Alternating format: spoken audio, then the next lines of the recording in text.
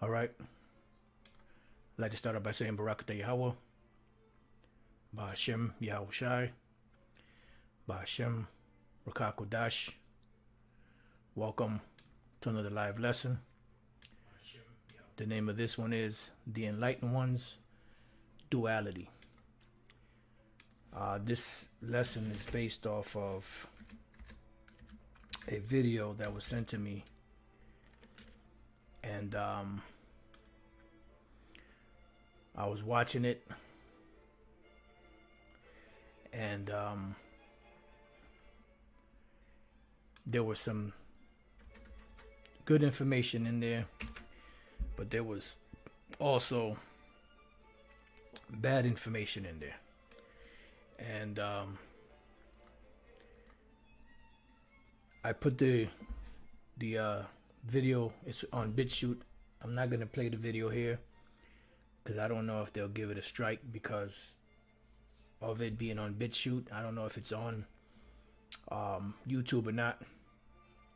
But there were a few things that were said there that were on point. And just want to say this as a disclaimer. You know, you brothers that's just learning about the truth, stick to the scriptures, learn the scriptures. Don't worry about all that other outside information. Just make sure that your foundation is sure in the scriptures. And then once you've matured to that level, then you could venture and look at other things because you have a sure foundation where you won't be dissuaded, so to speak. Now I called the Spirit gave me the title, The Enlightened One's Duality.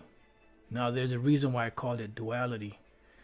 Now when you look up the word duality or the word dual, it means consisting of two parts, elements, or aspects. Because to everything you see out here, you have a good and an evil. You know, there's always two sides to every coin. You know, you have cold, you have hot. You know, you have up, you have down. You know, east, west, so on and so forth. Darkness, light. Everything has a counter, you know, on the right hand side and on the left hand side. So let's start off with that. And the reason why I mention that is because when you read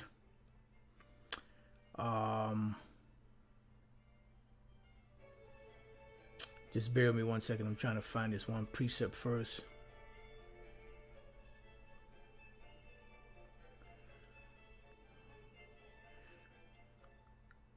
All right, just bear with me 1 second.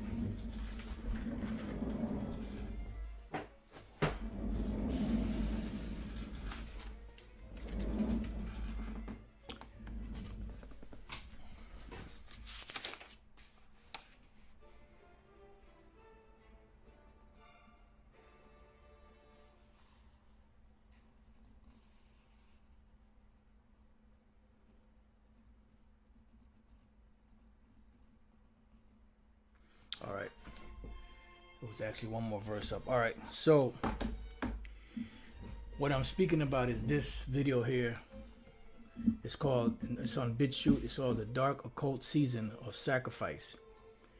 From around spring equinox to May Day, Mark Passio, 2020. And he goes into a lot of information on the occult and on how they do certain sacrifices and certain festivities and things of that nature on certain days of the satanic calendar, you know, for lack of better words. And Elder Apostle Gabar, he's done plenty of videos on the satanic calendar and the different days, you know, of their so-called high days or high satanic days. You know, remember, everything has a dual meaning. So I'm going to read this precept and possibly another one, and then I'm going to explain what the individual said and how he's wrong and how he said that. This is Ecclesiasticus 33:14. Good is set against evil, and life against death. So is the godly against the sinner, and the sinner against the godly. So look upon all the works of the Most High, and there are two, and two, one against another. So everything has an opposite. You know, whatever you see out there dealing with good, you have the opposite dealing with evil. You have the sons of the Most High on the planet. You also have the sons of Satan on the planet. The sons of the Most High are the Israelites, even though you have demons among the nation of Israel also. And the sons of Satan are the Edomites on the left-hand side. Although you have Israelites that look like Edomites. And this is the great mystery of this knowledge. The other one is Ecclesiasticus 42:24. All things are double one against another, and he hath made nothing imperfect. So righteousness was made in perfection, and wickedness was made in perfection also. So in this video, this individual begins by introducing himself and the so-called calendar and the occult, and he also speaks about one of the names that is given to this organization known as the Illuminati. And he says he hates calling them the Illuminati because Illuminati means enlightened ones, and they're not enlightened. And that's not the case, because they are enlightened, but they're enlightened on the left-hand side. And that's the problem. I mean, he goes into breaking down the word Lucifer, which we've done many times, you know, and he's explaining how these individuals pretty much are being called enlightened ones just by breaking down the word Lucifer, but yet he still doesn't like to call them Illuminati because that means enlightened ones. He said they also call themselves by the name of Perfectibilis, which means the perfect ones. And they are perfect in wickedness. You got to remember, there's a dual aspect to everything. Every coin has two sides. And I want to say this again. As a disclaimer, those of you brothers that's just learning this truth, don't try to watch this video because you're gonna get lost. There's good information here, but this is only for the brothers that can really decipher, because their foundation is secure in the truth. And the reason why I'm doing this lesson, what you should get from the lesson, if anything, is not so much as the video itself, but the scriptures that are coming out in the video to help build up your spiritual arsenal. All right. So now let's deal with the word Illuminati, because he said the word Illuminati means enlightened ones. He doesn't like to call them enlightened ones. Well, the word himself, Illuminati, 1590s plural of Latin, illuminatus, enlightened, in figurative sense. And it's figurative, but really it's not, because it's actual. Because the term Illuminati does mean enlightened ones, and what makes them enlightened ones is that they had at one time the light and the knowledge of everything that was going on, as to where the majority of the world was in darkness. So that is known, or also known as the light bearers, which leads us to the next word after we read this. Past participle of illuminare, light up, make light, illuminate. So they are the Illuminati, they are the enlightened ones on the left-hand side. It says, see illumination. Originally a name applied to a 16th century Spanish sect, the Alumbrados, which the Alumbrados is the Spanish way of saying the Illuminati, because it started with the Spaniards, you know, that had this term with the Jesuit, the one that began the Jesuit order, Inigo Lopez. I'm trying to think of his other name that he's better known by. It's escaping me right now, but if it comes back, I'll bring it out. But that's where it started from. So that name, the Alumbrados, or Los Alumbrados, was translated or transferred over to Germany with the so-called Illuminati, or the Enlightened Ones. Then to other sects on the continent. Since 1977, used as a translation of German Illuminatum, name of a secret society founded 1776 in Ingolstadt, Bavaria, repressed there 1785. And it was repressed, but guess what? They came back under different names, because what you have to understand is these are like corporations. What happens with a corporation? A corporation is set up when a corporation files for bankruptcy, right? Does that corporation just cease to exist? No, it does not. The name of it ceases to exist, but it takes on a different name and it continues on the same thing that he was doing prior to that. It just dissolved the company name, at that time. And that's what happened with the Illuminati. That name kind of went underground, and they pretty much broke up into many different tentacles, just like an octopus. That's why you'll see some pictures of the so-called New World Order as an octopus with its tentacles all over the globe. And that's what they do. They have their hands in everything, everywhere on the planet. And this is why they want to microchip everybody, to have total control of everything, because they can never have enough. So it says, and holding deistic and republican principles, hence used generally of free thinkers and sarcastically of those professing intellectual enlightenment, related Illuminatiism, Illuminatist. All right. So building off of that, dealing with the word Illuminati or enlightened ones, we get to the term Lucifer, which he actually broke down. And this is the ignorance of these wacky-tacky Christians that try to explain this passage here and others in the scriptures, saying that, Lucifer was a beautiful angel of light, and, he was a musician, and he was the brightest angel of them all. And one day he got jealous of God and he rebelled against God. And so God kicked him out and 1/3 of the angels from heaven. Those are fairy tales.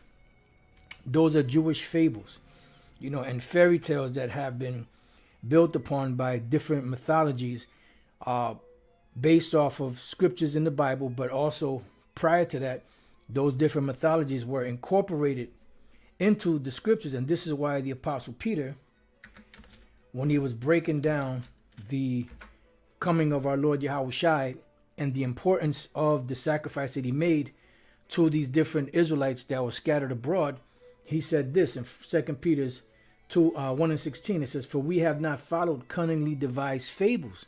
Because remember, those fables were very prominent in those days of the apostles. That's why the Apostle Paul would mention about the different gladiatorial games.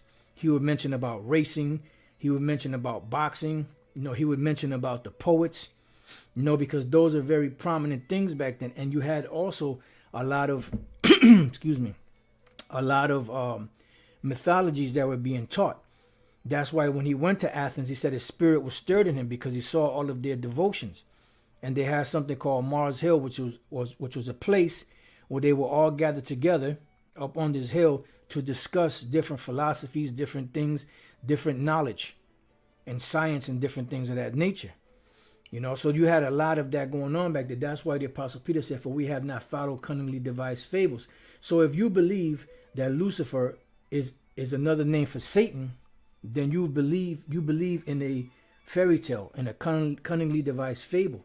He said, when we made known unto you the power and coming of our Lord Yahushua, but were eyewitnesses of his majesty. So they were breaking things down to the people based off of what they saw and what they were taught by the Lord himself, not what the mythology was teaching.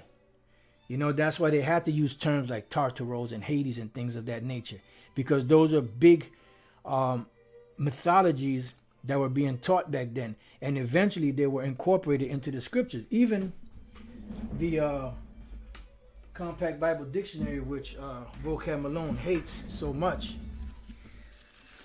I'm not sure. Let me see if I could find. It might be Gehenna. You could look up hell, you could look up Gehenna, you could look up Hades, but I believe it's Gehenna itself when you look that up. And if they understood what that really meant, then they wouldn't be saying that there's a such thing as hell. Now, Salak, I'm going to come over to the light, so I'm going to be a little bit away from the microphone. Hopefully it'll pick me up. This is Gehenna, right? Let me see if this is the one. Right. Gehenna, Valley of Hinnom, a valley on the west and southwest of Jerusalem, which form part of the border between Judah and Benjamin. And it gives you a bunch of scriptures. Sacrificed their sons to Molech. For this reason, Josiah defiled the place. After referring to the idolatrous barbarities, Jeremiah prophesies a great slaughter of the people there and in the siege of Jerusalem. And this is why Yahushua would use that, because that was an example as to the future judgment for those that disobeyed the Lord. They were going to be destroyed, just like those people were destroyed in the valley of Hinnom, which you get the term Gehenna, which is one of the Greek words that they use for hell in the New Testament, which is not hell itself, but it's this valley of slaughter where they were killing children, where they were burning trash, where in some accounts they were having criminals put to death there. So it was known as a scene of judgment. And that's why Yahweh used it for the scene of future judgments coming for the disobedience of those against the Lord. So it goes on to say, after the Old Testament period, Jewish apocalyptic writers began to call the Valley of Hinnom the entrance to hell. So see, it was a guise, it was a fable. It says later, hell itself. So after the Old Testament period, these apocalyptic rabbis called that the Gehenna, the entrance to hell, and then later on, hell itself. So hell was not a teaching of the Old Testament. Hell was not something that our forefathers were teaching amongst themselves as a place you go for future judgments. Because when the scriptures tell us that when a man or woman dies, or child, or whatever the case is, the body is interred into the ground, and the spirit goes back to the Heavenly Father, which gave it. And there the judgment begins. And the sentencing and that particular judgment that was given to that spirit that goes up in the heavens is played out on the earth. That's why King Solomon said, I saw the place of judgment under the sun, which is what? What is under the sun? The earth. So this is where judgment sentences are given. And this is why the apostles asked the Lord, he said, Lord, who did sin, this man or his parents, that he was born blind? So if the man was born that way, how could he have sinned to have gotten in that predicament? It would have to be in another life, which they understood that. See, the disciples, the people of the Lord back then, people understood about reincarnation back then. Not like today. Because you have many different other nations that use reincarnation. But hey, all nations teach about the flood. Does that make the flood less effective or less believable, or that it didn't happen because other nations speak about it? No. So reincarnation is in the scriptures, and there's no such thing as a place called hell. All right, so now that we built on that, those are cunningly devised fables, going back to Isaiah 14 and 12. As we read through here, it says, how art thou fallen from heaven, O Lucifer, son of the morning? How art thou cut down to the ground, which didst weaken the nations? At first glance, without knowing any better, you will say, well, that sounds like somebody was kicked out of heaven. And most people will say, well, Lucifer, like if you look up the term Lucifer, I'm pretty sure if you look up the term Lucifer, they're going to say another name for Satan. But you know, now they got that fucking series. And that's another thing with this, with dealing with information. Let's see.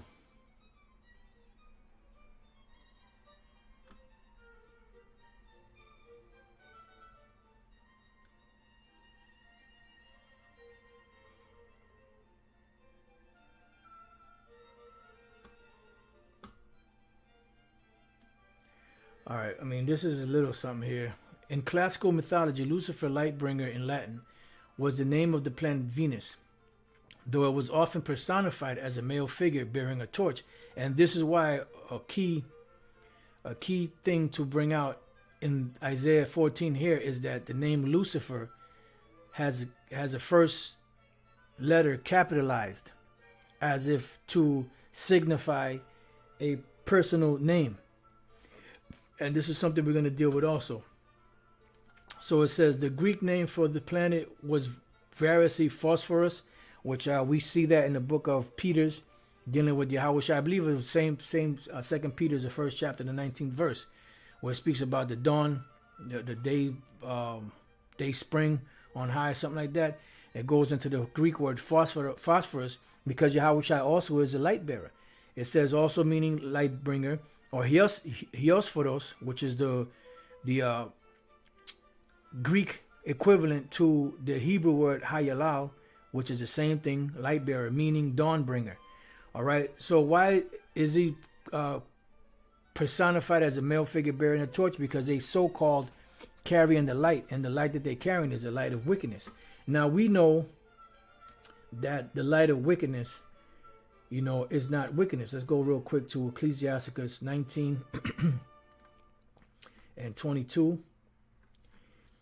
And it says, the knowledge of wickedness is not wisdom. See, neither at any time the counsel of sin is prudence. So the knowledge of wickedness is not wisdom.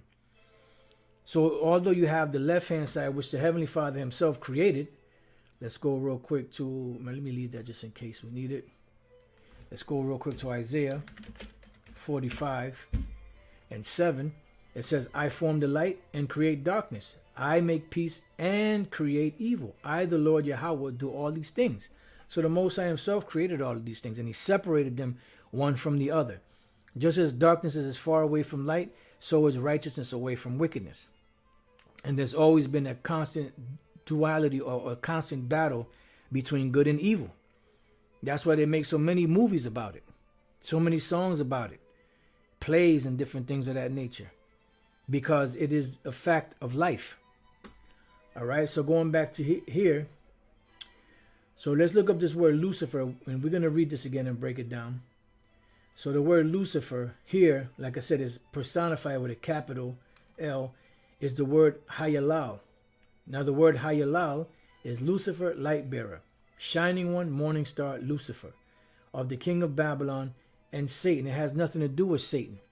The only way it could apply to Satan with a small s would be as the adversary of the Most High, which Esau is an adversary of the Most High. And this is why in the spirit they chose the name Illuminati, light bearers, light bringers, because they hold the torch of knowledge on the left-hand side. And also because they, at one point, they were the holders of the secrets of the world. They have documents and records and pictures and paintings, that the average person can't get to. So they have the whole picture. And this is why, even though you have organizations out there that are set up that are still leading Jake astray, but those different organizations that are trying to uplift Jake, get them to stop fighting against each other, get them to stop killing their babies with abortions, getting them to try to get off drugs and things of that nature, they always infiltrate it because they don't want the empowerment of Jake, especially the tribe of Judah. They want the total destruction and devastation of the Israelites. So any organization that is out there to try to encourage, growth and a better mind state for Jake, they want to destroy that organization, because they know that once Jake is in their right mind frame, things start moving for Jake. That's why you had the Tulsa, Oklahoma. That's why you had your Rosewoods, where you had Jakes that were well-to-do, very intelligent, they had their own communities. But as Elder Apostle Tara said, they didn't have an army. Why? Because that goes back to the curses. You see, so they don't want that with Jake. They want Jake to be at the bottom, downtrodden, helpless, on their knees all the time, shucking and jiving, prancing for Esau, entertaining Esau, because that's how they like to see Jake. And this is why this truth is so detrimental to them, because on the left-hand side, they have that light. They have those records. They know what's going on. It says Hillel describing the king of Babylon. And it describes the king of Babylon, but it's also describing their nation. Because remember, the Edomites are the daughter of Babylon, and they are the enlightened ones. They are the ones that hold the light of this world. That's why the Lord has. Why do you think they are able to blind the minds of them which believe not? As we read in the book of 2 Corinthians. Let's get that real quick. 2 Corinthians 4:3. But if our gospel be hid, it is hid to them that are lost, in whom the God, small g, O-D, of this world. See? Who is the God of this world? The ones that are in rulership. The ones that are in a heavenly state. The ones that have want for nothing. They don't have to worry about anything. They don't have to worry about where they're going to get their next meal. They don't have to worry about working because they have more than heart could wish. So it says, in whom the God of this world, Esau, hath blinded the minds of them which believe not. Why? Because they're able to manipulate the information that goes out there. That's why when you go to Google, and you type in something, like back in the days, you used to type in Google and you used to get information right away. The very first one that came up, boom, spot on. Now you look for stuff, you got to do reams and reams of research, because when you type in something, if you're looking for a particular piece of information, as soon as you type it in, what do? They redirect you somewhere else. And why do they do that? Because we're this is the information age. But in the information age, there's a lot of disinformation. So it's a thing of being able to discern information from disinformation. And that's the problem today. So those of us, that were blessed through the Spirit and power of Yahweh Shemel Shah, to have this knowledge and have a footing, on what's going on in the world, are able to maneuver through the Spirit and power of Yahweh Shemel Shah on what is right and what is wrong, because the Lord already gave a standard. He gave a foundation, and that's why it's important to build your foundation sure with Yahweh Shai as your pilot, pretty much. With the men that the Lord set up, to guide you also. So when you type that in, they'll redirect you. So if you're looking for whatever information you're looking for, it's going to be hard to find, because this whole engine is set up with different algorithms. And when you type in something, they're going to redirect you to where they want to redirect you, so that you won't get that information. So that's why as good as much as knowledge has increased, as much as we're in the information age and you're able to look up many things and find out many things online, there's also a lot of redirection, a lot of misinformation, disinformation. See? And they have the power to do that. Why? Because they have control of the world.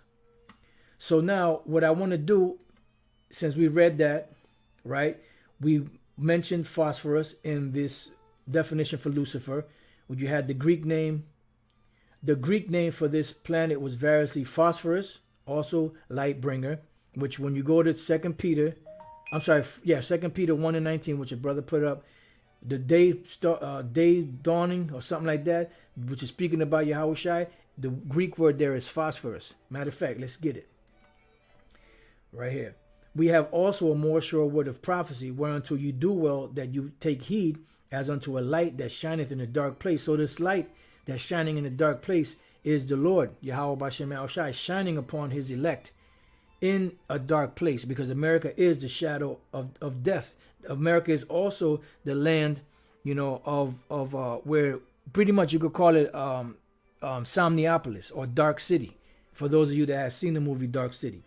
It says, until the day dawn, meaning the light starts to spring up, and the day star arise in your hearts. Now the word day star, when you go to the Greek, right, which is just referring to Yahweh Shai, you go to the Greek on the word day star. And the day star, what do you have there? Phosphorus. The word phosphorus, which means what? Light bringer. You have the word light bringing, giving light. The planet Venus, the morning star, day star, metaphorically Yahweh Shai. All right. So here is letting you know that when we go to the word Lucifer, Lucifer is not talking about the spiritual demon Satan. It's talking about people that are enlightened. Now, when you look up the word phos, which is light or fire, like in Spanish you say fósforo, phosphorus, fósforo, which is a match, and then you have the word pharaoh. The word pharaoh means to carry or to bear. So phosphorus, light bearer. Iosforos, same thing. Eos is also light, and then pharaoh is bearer or carrier or bringer. All right. So going back here to Isaiah 14, we look up the word Lucifer as Hayalal, which is the Hebrew equivalent of the word light bringer or light bearer. And then you have in the Greek here, when you look through, you have the word what? Iosforos. Iosforos, Phosphoros, Hayalal, Lucifer. It's all the same word. Light bringers. Has nothing to do with the spiritual demon Satan. Now, when you look up this word, like I said, Lucifer, here in the English is capitalized. But when you go to the Septuagint, I'm sorry, not the Septuagint, the Vulgate, which is the Latin text of the scriptures in the Old Testament, you have the Latin here, Quomodo sesidisti de Celo Lucifer. Now, if you notice, the term Lucifer is a small L. It's not a personalized name, because it's not a personalized name. Lucifer just simply means light bearer. You know, but they made it a capital L so that they can push that narrative of, you know, the spiritual demon Satan being Lucifer, being cast out of hell with his demons. And that's not the case, because they're up there with the Lord right now on the left-hand side, doing the bidding of the Lord. And when you look up the word Lucifer, again, it's small letter, small L. Everything is lowercase. What does it say? Light bringing.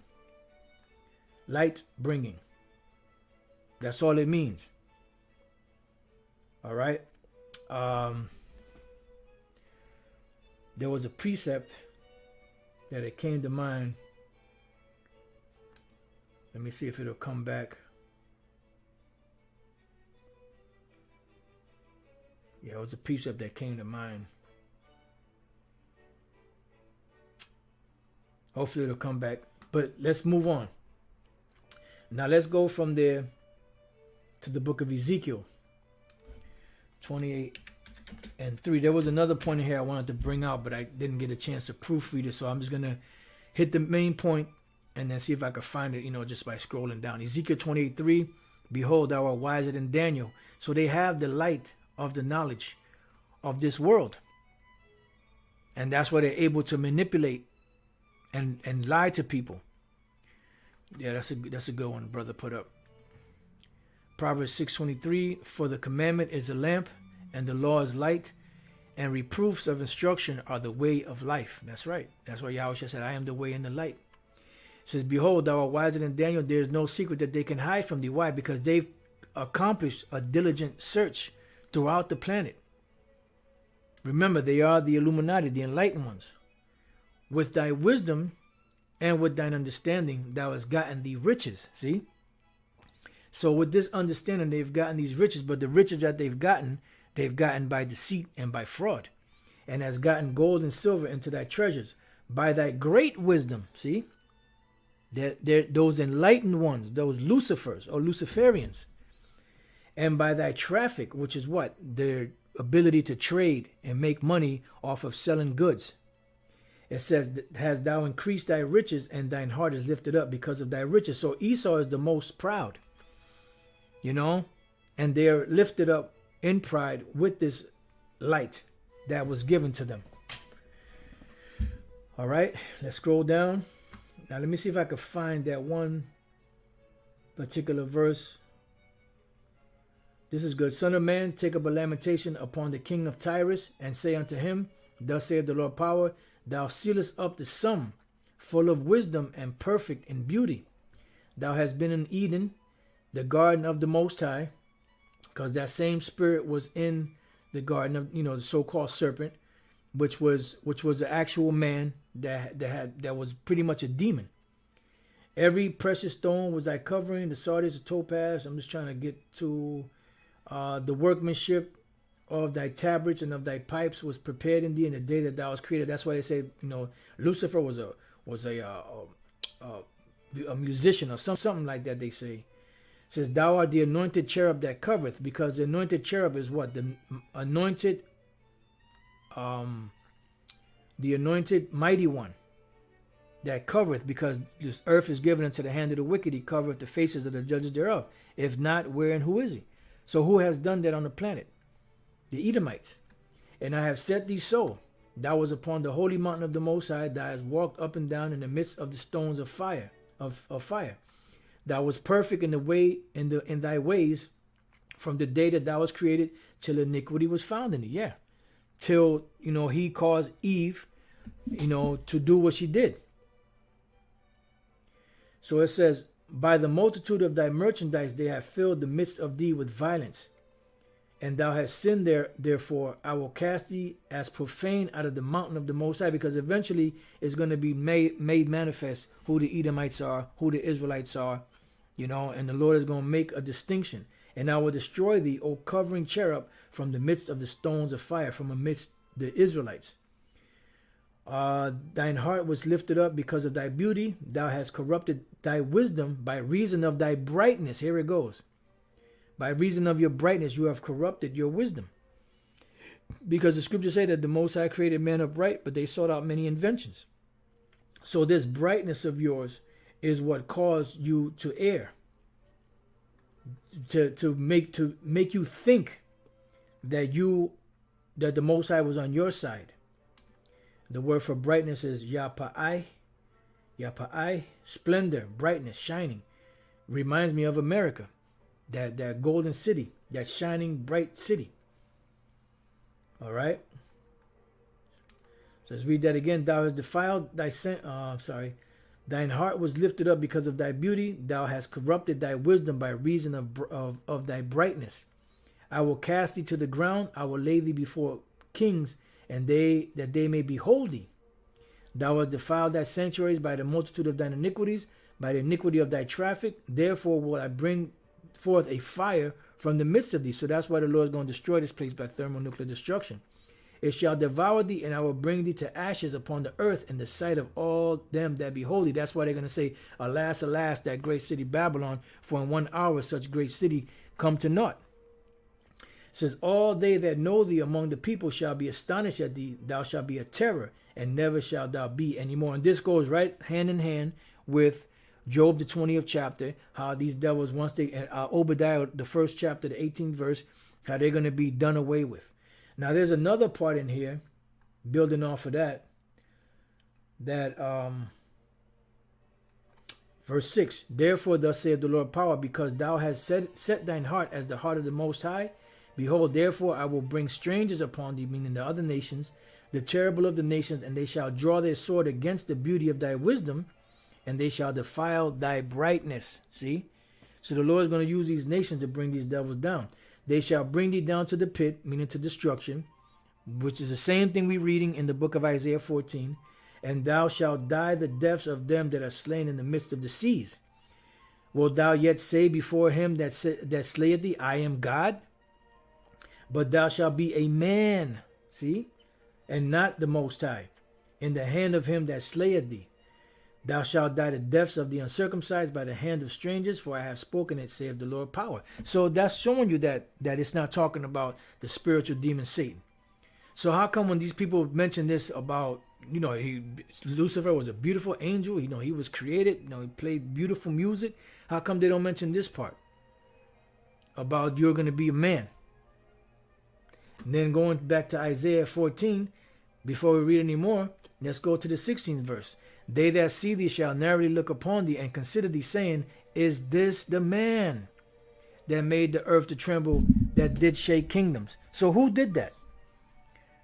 Process of elimination. The so-called white men, which are the Edomites. They're the ones that made the earth to tremble. They're the ones that are giving these nations a hard way to go. They're the ones that are stealing the resources of these nations. Because back in 1875, I believe it was, there was a depression, a Great Depression, just like in the 1930s. And people were doing bad. Then they found, I forget what the president, I'm not sure if it was Hoover, I forget the president that was president at that time. Pretty much, he had made a pact with Gad that he wouldn't take their lands that he had given to them. And then when this whole situation happened of this depression, they found out that in I believe it was South Dakota, the Black Hills, they found that there was gold there. So what happened, that treaty was null and void, and they went over there and took that gold from Gad. And they took over their land. They come up with some cockamamie story and took over the land. And that's why I said, don't be surprised if over in the DR Congo, the Democratic Republic of Congo, where they found that gold if Esau don't go up in there and make some kind of cockamamie story to get those people out of there and for them to take over those resources, because that's what they do. All right? And they made the world to tremble. They did shake kingdoms. Whenever you came against Esau, what did he do? He'll drop bombs on your ass. So who does this fit? This is not talking about the spiritual demon Satan. And even when you read Revelation the 12th chapter, Revelation the 19th chapter, where it speaks about Yahushua and Michael the archangel fighting against Satan and his angels, they are mentioning a war, just like in Second Ezra the 13th chapter. And it tells you who this great dragon with the 7 heads and 10 horns is in the book of Revelation. It explains to you that it's a conglomeration of kings and kingdoms and governments. So how in the hell could he be talking about the spiritual demon Satan? When the spiritual demon Satan, the scripture came back. The spiritual demon Satan is in perfect order with the Most High. Now let's go from there to the book of Job, chapter 1 and 6. Now there was a day when the sons of the Most High came to present themselves before the Lord. Now this is speaking about the angels. Sometimes the sons of the Most High are speaking about the Israelites. Sometimes it's speaking about the angels. It all depends on the context of the scripture. In this case, it's speaking about the angels. Excuse me. Now there was a day when the sons of the Most High came to present themselves before the Lord, and Satan came also among them. Why? Because Satan is the son of the Lord. The Lord created him. And he is in perfect order. You can go to, what is that, 1 Kings, the 22nd chapter, where it speaks about this great council that they had in heaven with the angels on the right hand and the angels on the left hand. And the one angel that gave a suggestion as to what he would do, he said he would put a lying spirit in the mouth of his prophets. And the Most High said, okay, I like that. You're going to go and do that. So if they weren't in order, why wouldn't the Most High correct us? Look, you can't do that. You can't put a lying spirit in their mouth. The angels are in perfect order. You have the right hand, the left hand. The Most High created both. Or he lost control of one side of it? Come on, man. It says, and the Lord said unto Satan, whence comest thou? Then Satan answered the Lord and said, from going to and fro in the earth and from walking up and down in it, causing havoc. Because this world today is given into the hands of Satan. That's what them spirits, when they came to Yahushua, they said, look, what has that to do with us, O Son of the Most High, the anointed? Have you come to torment us before the time? Because it was time for these spirits to party on the earth and have their way with the earth. It was their turn. Just like right now it's their turn. But their time is almost up. But the Lord still controls both sides. He says, shall there be evil in the city and the Lord have not done it? So, just like the Most High has, he controls both sides. Just like you have the sons of the power, which are the Israelites, Yasha Allah, you also have the sons of the wicked.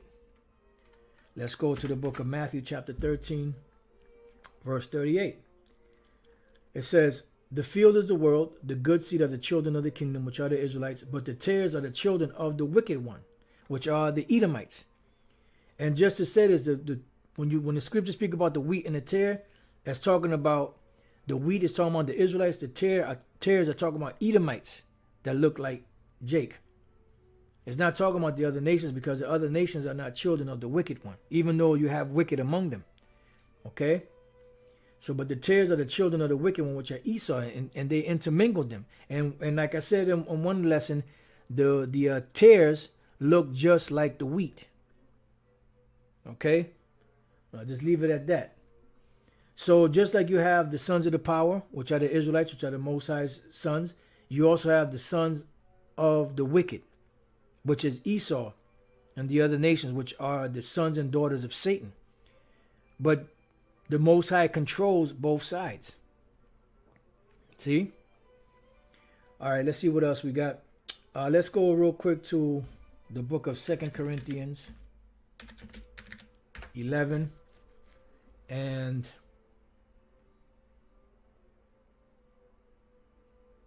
13. For such are false apostles, deceitful workers, transforming themselves into the apostles of Yahushua, and no marvel, for Satan himself is transformed into an angel of light. Yeah, because you could have demons transform themselves into angels of light, light bearers. And what do? They're not gonna appear before people as demons. They're gonna manifest inside of other people. That's why you see spirits jumping on people and causing certain shit to happen. And then afterwards, once the demon leaves, the person is like, they don't understand why they did what they just did. It says, therefore, there's no great thing if his ministers, which are who? The ones that work on the earth, also be transformed as the ministers of righteousness, whose end shall be according to their works. So just like you have the illuminated ones on the left-hand side, you also have the illuminated ones on the right-hand side. Let's go to Ephesians 1:18. In the first illuminated one is who? Yahushua, which we just read that. Let's go back to 2 Peter chapter 1 and verse 19.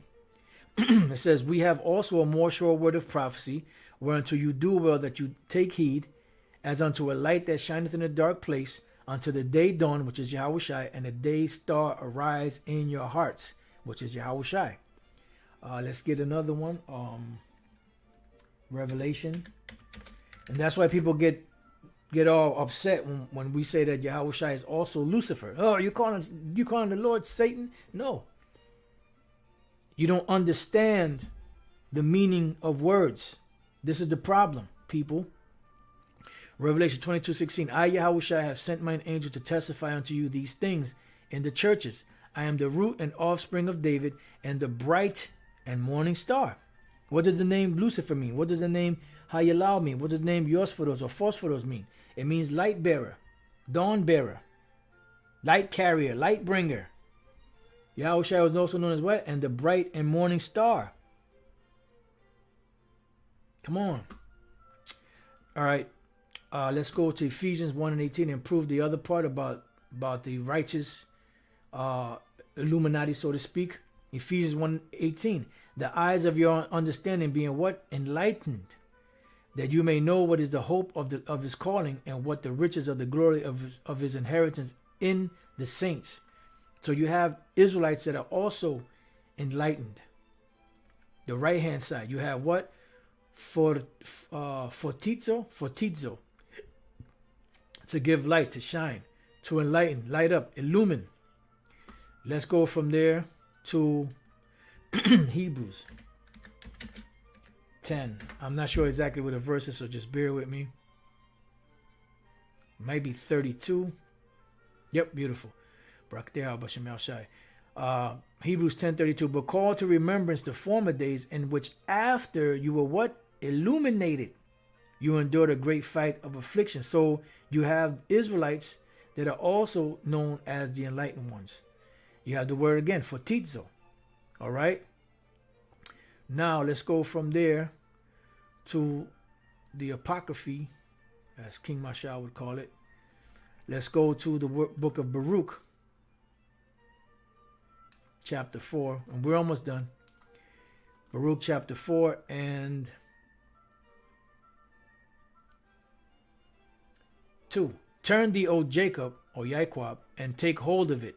Walk in the presence of the light thereof, that thou mayest be what? Illuminated.